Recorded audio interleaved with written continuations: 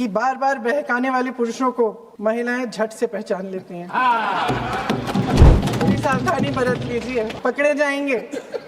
गृह मंत्री जी हंस रहे हैं। चाणक्य आज अगर जिंदा होते तो वो भी चौंक जाते। यहाँ आकर प्रधानमंत्री जी राहुल जी का मजाक तो बना लेते हैं, लेकिन घर जाके उनकी बातों पर गौर करते हैं। शुभ काम भी हो जाएगा, काला टीका भी काम आ जाएगा। प्रधानमंत्री महोदय जी ने अपने भाषण में काफी जिक्र किए कि किसने रोका, कैसे रोका, 30 सालों से कैसे ये निर्णय रोका गया। तो इसका बैकग्राउंड ये है, मेरे सत्ता पक्ष के साथियों को शायद ये बात पसंद नहीं आएगी, लेकिन इसका ऐतिहासिक बैकग्राउंड ये है कि इसकी शुरुआत भी नेहरू नाम के एक व्यक्ति ने ही किया। लेकिन घबराइए नहीं, ये वो नेहरू नहीं है जिनसे आप इतना कतराते हैं। ये उनके पिताजी मोतीलाल नेहरू जी ने एक रिपोर्ट तैयार की थी 1928 में। आज आदरणीय प्रधानमंत्री महोदय जी ने भी इसका जिक्र किया, लेकिन हमेशा की तरह उन्होंने आधी बात बोल दी। उन्होंने कहा, सदन को ये बताया कि विरोध करने वाले कौन थे, उन्होंने ये नहीं बताया। उन्होंने कहा कि इसका विरोध हुआ, कौन किसने विरोध किया और नहीं बताया। विरोध तो आप ही ने किया था, भाजपा ने। 2018 में आदरणीय श्री राहुल गांधी जी ने मोदी जी को एक पत्र लिखा और उस पत्र में उन्होंने कहा कि ये महिला का जो आरक्षण है 2019 तक लागू हो जाना चाहिए। मुझे लगता है कि यहाँ आकर प्रधानमंत्री जी राहुल जी का मजाक तो बना लेते हैं, लेकिन घर जाके उनकी बातों पर गौर करते हैं, क्योंकि हम आज उसी बात पर चर्चा कर रहे हैं। वैसे आज प्रधानमंत्री जी की बातों से ये लगा भाजपा ही महिला आरक्षण के चैंपियन, प्रस्तावक और सबसे बड़े समर्थक रहे हैं। इनके पूरे भाषण में यही बात थी, जबकि ये कह रहे थे कि इन्हें इसका श्रेय नहीं चाहिए। कोई भी महिला आपको बता देगी कि बार बार बहकाने वाले पुरुषों को महिलाएं झट से पहचान लेती हैं। थोड़ी सावधानी बरत लीजिए, पकड़े जाएंगे। आखिर जब 2023 में राहुल जी के पत्र को पढ़ने के कुछ सालों बाद,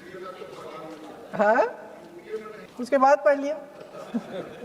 आज प्रधानमंत्री महोदय ने बड़े हल्के में बोल दिया। इस वर्ग और उस वर्ग के बारे में हम बाद में देखेंगे। कौन सा इस वर्ग, कौन सा उस? ओबीसी वर्ग की बात कर रहे थे, हम बाद में ही देख लेंगे इसके बारे में। ओबीसी वर्ग का हक छीना जा रहा है और कुछ प्रदेशों की ताकत कम करके लोकतंत्र की धज्जियां उड़ाकर अगले चुनाव के लिए अपनी पार्टी की मजबूती का ढांचा बनाया जा रहा है।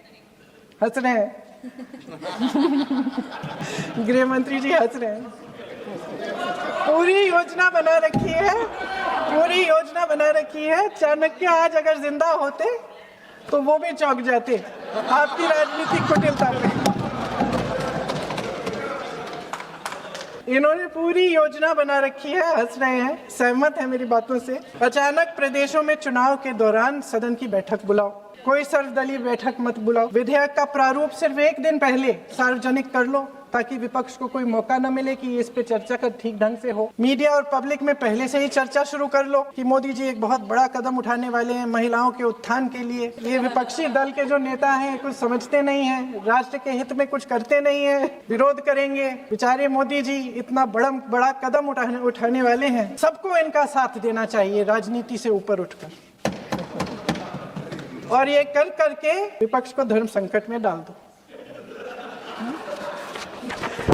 एक तरफ महिला आरक्षण और दूसरी तरफ आपको काट पीट करने की, पूरे ढांचे को बदलने की स्वतंत्रता, ओबीसी वर्ग को नकारने की स्वतंत्रता। अध्यक्ष महोदय, राजनीति में कुटिल होना अपनी जगह है, शायद हमें और थोड़ा होना भी चाहिए इस तरफ वालों को, लेकिन सत्ता बनाए रखने की महत्वाकांक्षाओं को परे करके देश के हित के लिए सही निर्णय लेना अलग।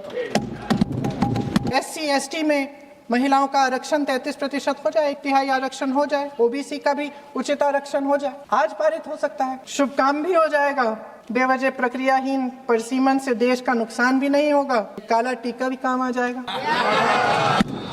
मैं आपके द्वारा प्रधानमंत्री जी से अपील करती हूँ कि मन बनाएं, साहस करें, सही निर्णय ले लें। हम सब उनके साथ खड़े रहेंगे। धन्यवाद।